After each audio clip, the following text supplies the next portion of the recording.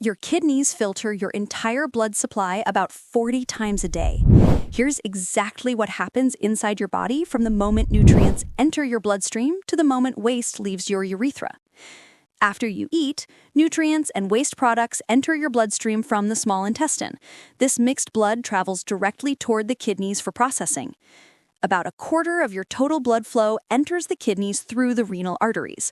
This blood contains water, salts, glucose, amino acids, urea, medicines, and toxins. Inside the kidney, blood enters microscopic filters called glomeruli. These act like ultrafine seas that filter water and small molecules, but hold back blood cells and large proteins.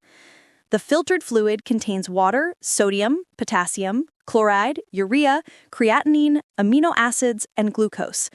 This raw filtrate enters the nephron tubule. The proximal tubule reabsorbs around 65% of the filtered water and salts and 100% of glucose and amino acids. Nothing useful should be wasted at this stage. The loop of Henle creates a salt gradient inside the kidney. This gradient allows the kidneys to concentrate urine by pulling water out when your body needs it. Fine adjustments happen in the distal tubule and collecting duct, where hormones like aldosterone and ADH control exactly how much sodium and water your body keeps. The kidneys actively push extra toxins, acids, potassium, hydrogen ions, and drug residues from the blood into the filtrate. After filtering, reabsorbing, and secreting, the remaining fluid becomes final urine, a concentrated mix of urea, creatinine, acids, salts, and water. Urine flows from the renal pelvis into the ureters, then drops into the urinary bladder where it is stored.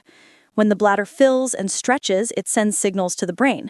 The bladder contracts, the sphincter relaxes, and urine exits through the urethra. Your kidneys maintain electrolyte balance.